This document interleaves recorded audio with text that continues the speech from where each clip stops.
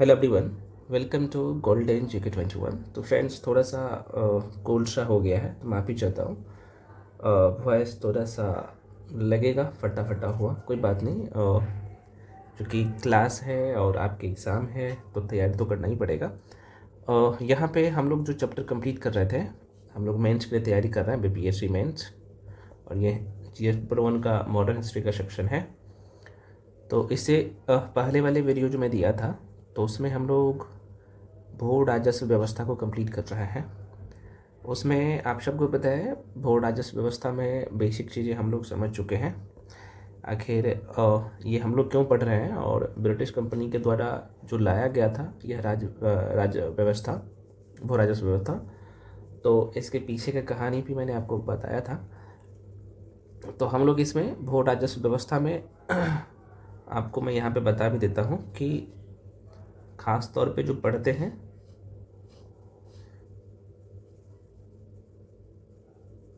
है ना, एक तो आप लोग अस्थाई बंदोबस्त पढ़ते हो,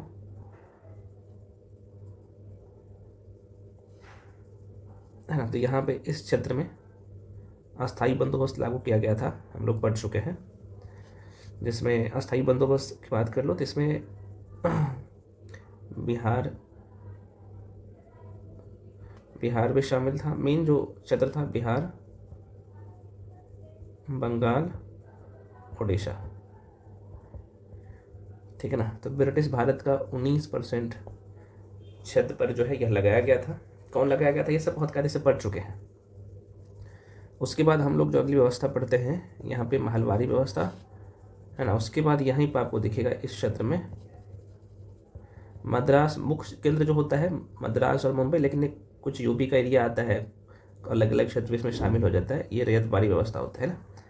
तो आज के वीडियो में हम लोग रैयतवाड़ी व्यवस्था को बहुत अच्छे से कवर कर लेंगे। तो एक बार जो है कल वाला क्लास को हम लोग डिस्कस कर लेते हैं। आखिर ब्रिटिश कंपनी की मंशा क्या थी भाई, यह व्यवस्था लाने की। और मैं आपको बार बार कह रहा हूँ, खुद से पढ़िए। एक बार वीडियो देखते हैं ना, तो वीडियो देखने के बाद फ्रेंड्स ना खुद से उसे बोल बोल के एनालिसिस करिए। तभी आप बोल के खुद से एक बार पढ़ लिए, कहानी छप गया, उसके बाद बोल बोल कर जो है आपको क्या करना है, थोड़ा सा प्रैक्टिस करना है ना। अगर आप अच्छा से बोल के प्रैक्टिस कर लेंगे तो डेफिनेटली आप आंसर भी अच्छे से लिख पाएंगे। तो कुछ मुख्य बातें आपको बता देता हूँ। जो अस्थाई बंदोबस्त था हम लोग जो पढ़ चुके हैं, यहाँ पे देख सकते हो इसमें क्या सिस्टम था। पहली बात है, मैंने क्या बोला था आपको याद रखने के लिए कि ये किस क्षेत्र में लागू किया गया था। तो इसमें बंगाल वाला क्षेत्र था, बंगाल, बिहार और उड़ीसा, मेन क्षेत्र ये था, है ना, उड़ीसा। ब्रिटिश भारत के कितने परसेंट क्षेत्र पर, तो 19% क्षेत्र पर लागू किया गया था। उसके बाद कौन लगाया गया था, तो आप सबको पता है कॉर्नवालिस के द्वारा लाया गया था। कॉर्नवालिस के द्वारा कब लाया गया था, 1793 ईस्वी में। अब इसमें देखा जाए तो किसान से जो है कितना टैक्स वसूला जाता था, तो लगभग 11% वसूला जाता था, ठीक है ना। तो यहाँ पे कितने लोग थे, 3 लोग थे। मान लो कि यहाँ पे नीचे में किसान है, बीच में क्या है भाई, जमींदार है, और ऊपर में जो है ब्रिटिश कंपनी है, मतलब कि अंग्रेज है। तो ये इसको ठेका दे दिया गया था जमींदार को कि भाई आप किसान से क्या करो, टैक्स वसूलो, कर वसूलो, है ना। तो ये वसूलते थे और ये क्या करते थे, 11 लगभग 11% वसूल करते थे। तो उसमें से 1% अपने पास रखते थे और 10% जो है कंपनी को भेजता था। बहुत कायदे से हम लोग पढ़ चुके हैं। तो ये चीज़ें आपको ना पता होना चाहिए। प्रश्न पूछता है, की पॉइंट पता है, डायग्रामिकली आपने समझ लिया है, तो आराम से क्वेश्चन को लिखने के मूड में होंगे। तो अस्थाई बंदोबस्त का जो है एक बार मैं रिवीजन करवा दिया हूँ। तो देखो, जैसे चूँकि आप मेंस के लिए पढ़ रहे हैं तो प्री के लिए तो फैक्ट्स तो जाहिर सी बात है, अगर ये डेटा याद रखेंगे तो प्री तो भाई एकदम गर्दा उड़ जाएगा। मेंस के लिए इसकी भूमिका क्या होता है तो कल के क्लास में मैंने बताया था, है ना। उसके बाद हालांकि यहाँ पे मैं एक चीज़ क्लियर करना चाहूँगा, जो कॉर्नवालिस के द्वारा अस्थाई बंदोबस्त लागू किया गया था तो उनका मेन उद्देश्य था, ठीक है, हमें यहाँ से पैसा तो कमाना ही है। चूँकि ब्रिटिश कंपनी की बात कर लूँ ना, तो टैक्स का या फिर आप कह सकते हो कि राजस्व का जो मुख्य स्रोत था वो कृषि ही था।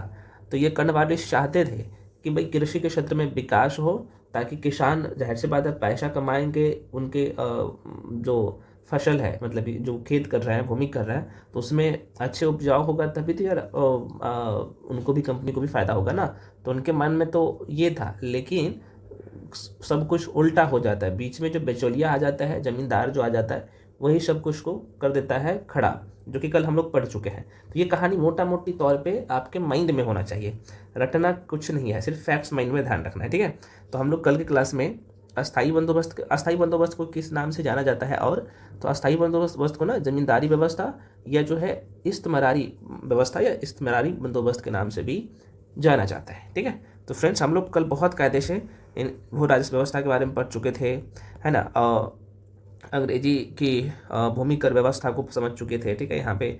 उसके बाद अस्थाई बंदोबस्त व्यवस्था की बहुत अच्छे से, उसमें हम लोग आर्थिक उद्देश्य इसका क्या था, प्रशासनिक उद्देश्य क्या था, राजनीतिक उद्देश्य क्या था, अस्थाई बंदोबस्त से जो है सकारात्मक प्रभाव क्या पड़ा और नकारात्मक प्रभाव क्या पड़ा, और अलग अलग जो है इतिहासकार थे तो उनका क्या कहना था, वो सब हम लोग कल की क्लास में डिस्कस कर चुके हैं, ठीक है।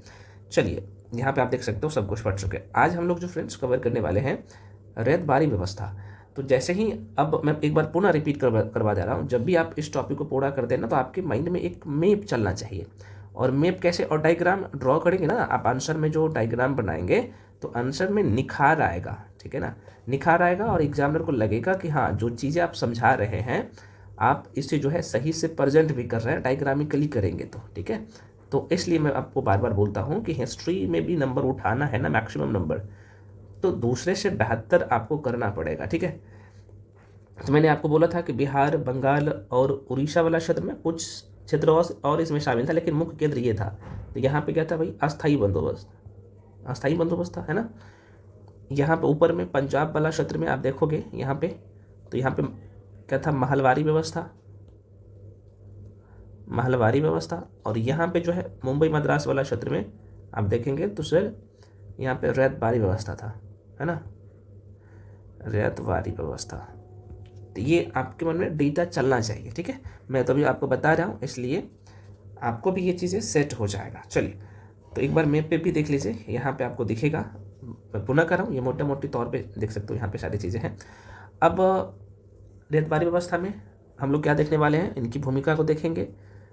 रैतबारी व्यवस्था को लागू करने का जो है प्रमुख कारण क्या था, रैतबारी व्यवस्था का प्रभाव क्या पड़ा, इसमें सकारात्मक प्रभाव, नकारात्मक प्रभाव, और लास्ट में हम लोग क्या करते हैं, निष्कर्ष लिख देते हैं, है ना।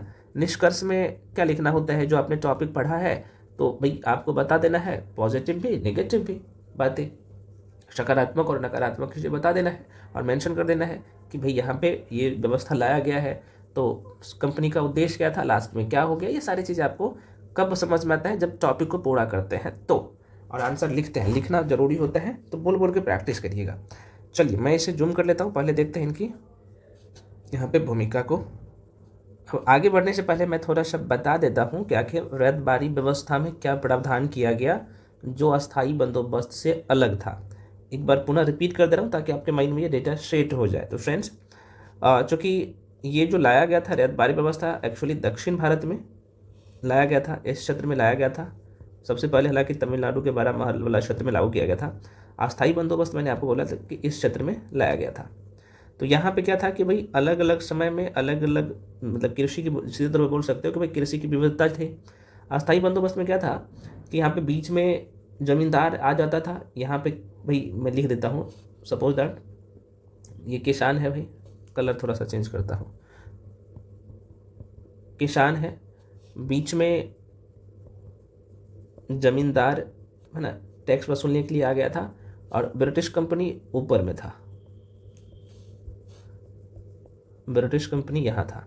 तो ये जमींदार क्या करता था कि किसान से जबरन टैक्स वसूलता था, है ना, और ये ब्रिटिश कंपनी को भेजता था, और यहाँ पे ये लोग बहुत ही ज़्यादा दलाली करते थे, ठीक है ना। और ये इसी कारण से जो है कहा जा रहा है कि असफल भी रहा है इसमें। हालांकि इसके बारे में बहुत अच्छे से हम लोग सब कुछ सारे पॉइंट्स कवर कर चुके हैं, मैं मोटा मोटी तौर पे बता रहा हूँ। इसमें क्या था भाई, अब यहाँ पे इस बिचौलिया को हटा दिया गया, जमींदार को हटा दिया गया। ब्रिटिश कंपनी को लगा कि इनको भी पता लगे कहीं ना कहीं किसान का शोषण हो रहा है, और इनको जो टैक्स मिलना चाहिए ब्रिटिश कंपनी को किसान से, वो उनको नहीं मिल रहा है, बीच वाला लोग खा ले जा रहा है। तो इन्होंने क्या सोचा कि अब हम इसमें संशोधन करके यहाँ पे जो है अब लाएंगे रैतबारी व्यवस्था। तो रैयत वाली व्यवस्था में क्या किया कि इसको हटा दिया, अब किसान रहेगा, कंपनी रहेगा। तो अब डायरेक्टली किसान क्या करेगा भाई, यहाँ पे जो है टैक्स पे करेगा ब्रिटिश कंपनी को, है ना। तो बस इतना ध्यान रखना। अब आगे आइए 1 to 1 बढ़ेंगे और हम लोग चर्चा करेंगे। अच्छा, कितने क्षेत्र पे था, तो देखो ब्रिटिश भारत के 51% क्षेत्र पर था ये व्यवस्था, 51% क्षेत्र पर था, ब्रिटिश भारत के 51% क्षेत्र पर था। चलिए एक एक करके यहाँ पे चर्चा करते जाएंगे, फिर लास्ट में आपको की पॉइंट माइंड में सेट कर दूंगा। देखो भाई, रैयतवाड़ी व्यवस्था के अनुसार किसान को भूमि का स्वामी स्वीकार किया गया।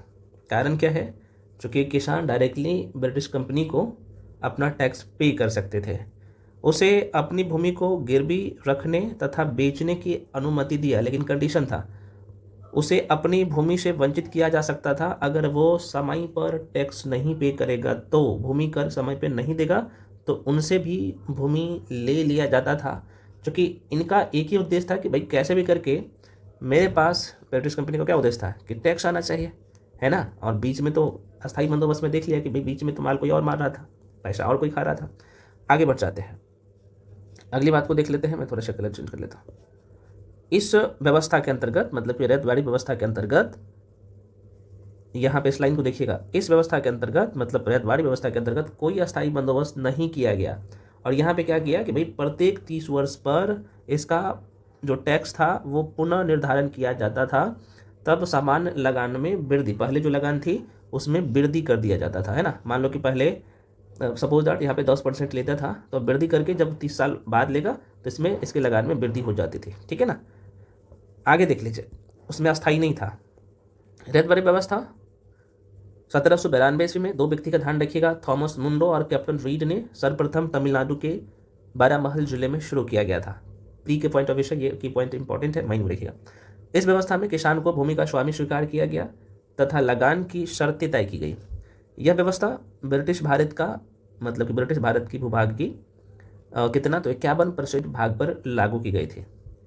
यह व्यवस्था तमिलनाडु के बारामहल जिले, पूर्वी बंगाल, असम, दुर्ग और मद्रास वाला क्षेत्र में, मुंबई इसमें है में शामिल था, लेकिन मुख्य जो केंद्र था, मैंने आपको बोला ना कि ये मद्रास वाला जो क्षेत्र था, जो तमिलनाडु में पहले लगाया गया था, जो बारामहल वाला क्षेत्र था, ठीक है ना। तो यहाँ पे अब यहाँ पे देख लीजिए, ये व्यवस्था जो लाया गया वो लिख भी दिया हूँ। रैयतवाड़ी व्यवस्था को लाने के या फिर लागू करने का प्रमुख कारण क्या था, तो ये देख लेते हैं इसके कारण भाई। तो रैयतवाड़ी व्यवस्था, अस्थायी बंदोबस्त ब्रिटिश शासन की बढ़ती आवश्यकताओं की पूर्ति में पूर्ण सक्षम नहीं थे। इसमें धन केवल जमींदारों के पास इकट्ठा होकर, मतलब कि एकत्रित होता था और वे ब्रिटिश वस्तु को खरीदने की स्थिति में होते थे। परंतु जब ब्रिटेन में औद्योगिक क्रांति के कारण वस्तु विनिर्माण या फिर वस्तु निर्माण में वृद्धि हुई, तब उनके लिए एक विस्तृत बाजार की आवश्यकता हुई ब्रिटिश कंपनी को, अतः धन के विकेंद्रीकरण की जरूरत महसूस हुई। और इस वजह से भारत के अन्य भागों में जमींदारी व्यवस्था न लगाकर, मतलब कि अस्थायी बंदोबस्त न लगाकर, क्या किया, रैयतवाड़ी और महलबारी व्यवस्था लागू किया गया। तो पता चल गया ना भाई, लागू कर रैयतवाड़ी व्यवस्था क्यों लागू किया गया। तो यही की पॉइंट आपको ना बोल बोल के प्रैक्टिस करना है, मेंस में अच्छा स्कोर करना है। तो आगे बढ़ जाते हैं। दक्षिण और दक्षिणी पश्चिमी भारत में ब्रिटिश शासन की स्थापना से जमीन के बंदोबस्त की नई समस्या उठ खड़ी हुई। ब्रिटिश शासन का विस्तार हो जाने से इन क्षेत्रों में जो है नवीन भू राजस्व व्यवस्था को लाने की आवश्यकता थी, क्योंकि यहाँ जमींदार वर्ग नहीं था। अगला पॉइंट देखिएगा, रिकॉर्डों के अनुसार उपजाऊ भूमि पर जो अधिशेष निकलता है वह किराया है, और यह अधिशेष जमींदारों द्वारा हड़प लिया जाता, जो वास्तव में सरकार के पास पहुंचना चाहिए था। वो अस्थायी बंदोबस्त में था, है ना, मैंने बोला ना। इस तर्क के आधार पर रिकॉर्डों ने कहा कि उत्पाद और सरकार के बीच या सरकार के बीच से सभी बिचौलिया को हटा दिया जाना चाहिए। और यही कारण है कि अस्थायी बंदोबस्त जो लाया गया था तो उसमें बिचौलिया को, मतलब कि जमींदार को नहीं रखा था। अब यहाँ पे देखिएगा, भारत में भूस्वामित्व कृषकों में निहित रहा। आधा ऐसा माना जाता है कि भारतीय परिस्थितियों में रैयतवाड़ी व्यवस्था सर्वोत्तम होगी, है ना, कंपनी का सोचना था। पूर्वी भारत की अपेक्षा दक्षिण भारत में भौगोलिक विविधता अधिक है रही, तो जाहिर सी बात है भौगोलिक विविधता अधिक होगी तो भूमि की किस्म और फसल अलग अलग थी, तो आबादी का घनत्व अलग अलग था, खेतों की निरंतरता पहाड़ी, तालाबों या भूमि की किस्म से टूटती रहती थी, इसलिए यहाँ प्रत्येक ग्रामीण समुदाय का अपना महत्व था और रैयतबाड़ी व्यवस्था यहाँ लागू करना उपयुक्त था। रैयतबाड़ी व्यवस्था लागू करने के दो प्रमुख उद्देश्य थे जो इस प्रकार है, यहाँ पे देखिएगा लाइन, चूंकि आपको ये कोट करना है। तो राज्य की आय में वृद्धि और दूसरा रैयतों की सुरक्षा, जो कि ये चीज़ें स्टार्टिंग में करने वाले जो सोचा था अस्थायी बंदोबस्त में, वो मेंशन किया था बिहार बंगाल उड़ीसा वाला क्षेत्र में कि भाई किसान की सुरक्षा हो, किसान का भाई फसल में वृद्धि होगा तब ना कंपनी को पैसा देगा। लेकिन हो तो क्या था उल्टा, जमींदार ना तो गांव पे ध्यान देते थे न किसान पे ध्यान देते थे, उसका एक ही मंशा था कि भाई लूटो नहीं तो कंपनी को दो, और कंपनी को भी फायदा नहीं होता था। आपने देख लिया सब कुछ। ये अगला पॉइंट देखिएगा, रैयतबाड़ी व्यवस्था से राज्य की आय में वृद्धि हुई, लेकिन इसका दूसरा उद्देश्य भी पूरा नहीं हो सका, क्योंकि किसान जल्द ही यह समझ गए कि अनेक जमींदारों की जगह एक जो है दानवाकार जमींदार ने अर्थात राज ने ले ली है, और उन्हें एहसास कराया गया कि वे सरकार में बटाईदार मात्र है, और जो नियम पूर्वक मालगुजारी नहीं अदा करेगा उसकी जमीन बेच दी जाएगी। अभी आपने देखा, चूंकि अंग्रेजों ने भू राजस्व नीतियों को अपने हितों को ध्यान में रखते हुए बनाया, और बना तभी था, तो इसलिए भारतीयों पर इन नीतियों का भी क्या दिखाई दिया, नकारात्मक प्रभाव भी दिखाई दिया। अपवाद स्वरूप कुछ सकारात्मक प्रभाव भी जरूर दिखे, जो कि अस्थायी बंदोबस्त में नहीं था, और यही कारण है कि ये ब्रिटिश भारत का 51% क्षेत्र पर लागू किया गया था रैयतबाड़ी व्यवस्था। अब यहाँ पे देख लेते हैं इस लाइन को, रैयतबाड़ी व्यवस्था के क्या प्रभाव पड़े। तो यहाँ पे हम लोग सकारात्मक प्रभाव को देखेंगे, उसके बाद नकारात्मक प्रभाव को देखेंगे।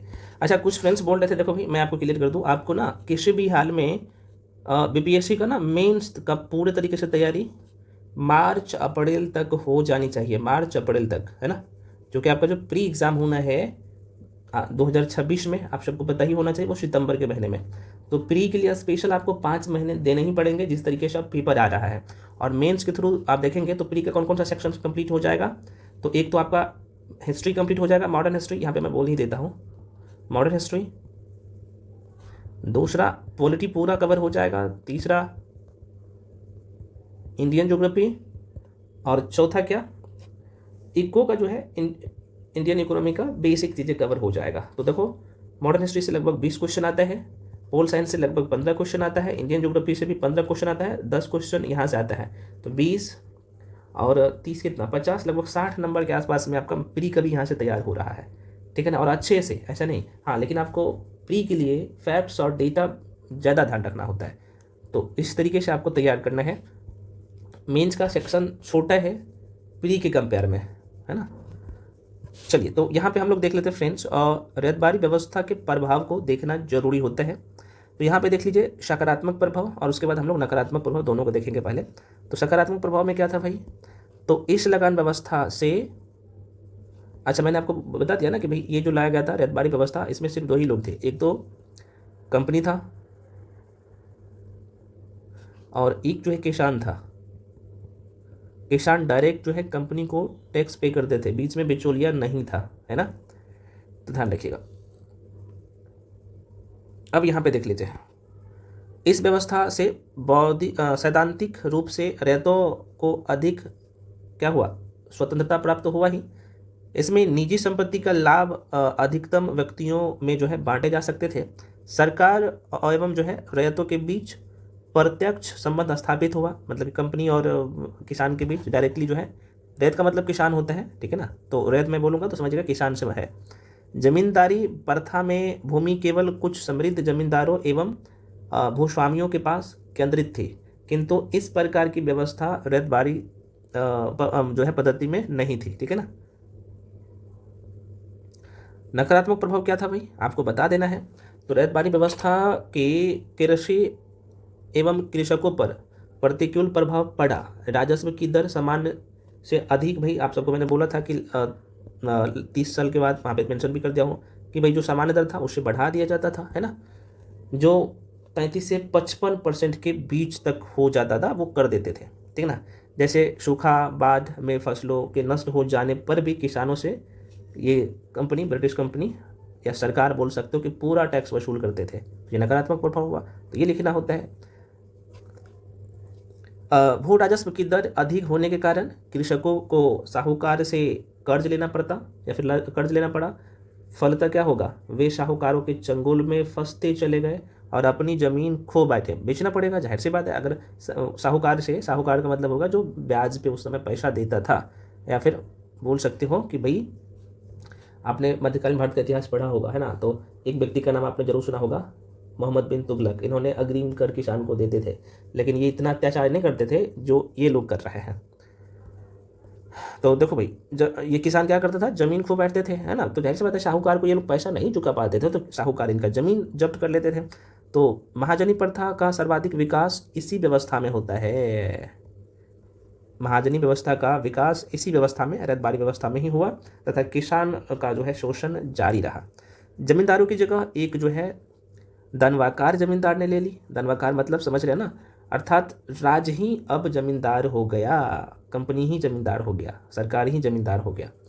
अब ये थोड़ा सा देख लीजिएगा, कम्योटी प्रथा क्या है। इसमें कमियां लोग अपने मालिक से मालिक के बंधुआ मजदूर होते थे और उसी प्रकार किसान साहूकार के दास बन गया।